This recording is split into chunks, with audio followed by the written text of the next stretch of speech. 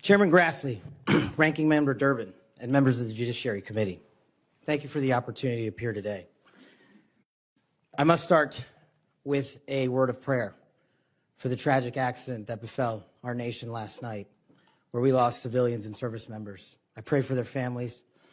I pray for law enforcement and military personnel, and I pray for their souls, and hopefully God will find them peace in the near future. I'd like to welcome my father, Pramod, and my mother, Anjana, who are sitting here today. They traveled here to get here from India. My sister's also here, Nisha. She also traversed the oceans just to be with me here today. It means the world that you guys are here. Jai Shri Krishna. I wouldn't be here today without their guidance, their unwavering support, and their relentless love. When President Trump informed me of his intention to nominate me as the director of the FBI, I was deeply honored. Sitting here today, I carry not only the dreams of my parents, but also the hopes of millions of Americans who stand for justice, fairness, and the rule of law. My commitment to these principles is deeply rooted in my family's history, which has profoundly shaped my worldview. My father fled Idi Amin's genocidal dictatorship in Uganda, where 300,000 men, women, and children were killed based on their ethnicity, just because they happen to look like me. My mother is originally from Tanzania. She studied in India, as did my dad, and they were married there.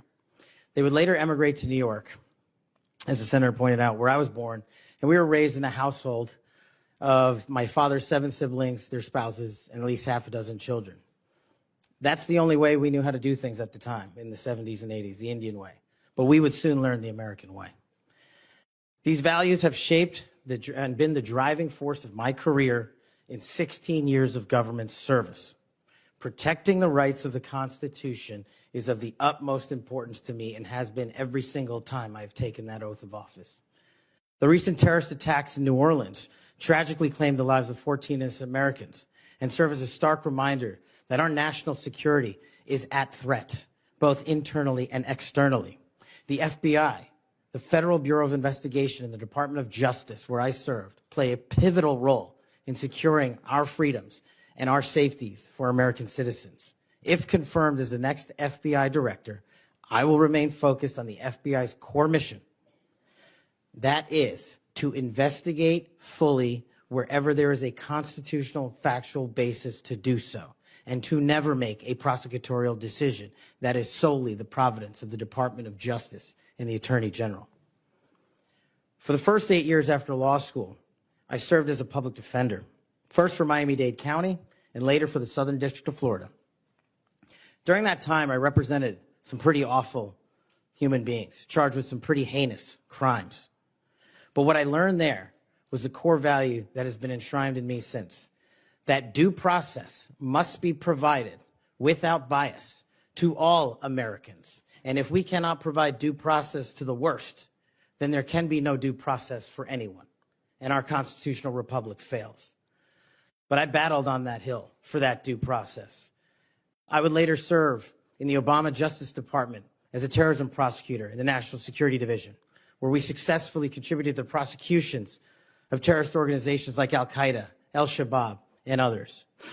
I was honored to receive the 2017 Assistant Attorney General's Award from Loretta Lynch for my work in helping the Ugandans bring members of Al-Shabaab to justice for murdering 74 innocent people, including an American.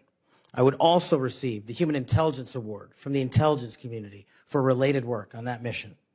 My experiences at the National Security Division and would later be followed by my experiences on the National Security Council as Senior Director for Counterterrorism, and later as the Deputy Director of National Intelligence, responsible for the production, creation, and promulgation of the Presidential Daily Briefing, our nation's most sensitive classified information and secrets to protect our country.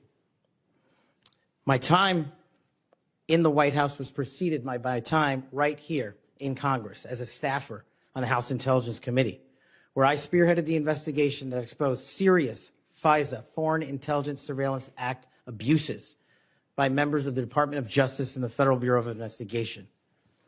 That misconduct eroded the public trust in our FBI. The erosion of trust, as Chairman Grassley pointed out, is all too low today. 40% of Americans have trust in the FBI. In order to get it back, there's a twofold track, Senator. One, violent crime is exploding in this country, and we cannot afford them to allow it to run away. We must tackle violent crime. Just in 2023 alone, there was 100,000 rapes, 100,000 drug overdoses, and 17,000 homicides. The priority of the FBI, if I'm confirmed, will be to ensure that our communities are protected and safeguarded and our children have parks to play in and not needles to walk over. The way we do this, we let good cops be cops. We let law enforcement, and we provide them with the tools necessary and resources they need to get after violent crime. The second way we do this on equal track is aggressive constitutional oversight from Congress. The public trust can only be restored if there is full transparency, and I am committed to that full transparency.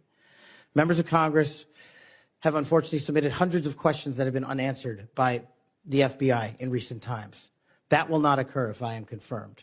All appropriate requests for information will be responded to expeditiously and fully.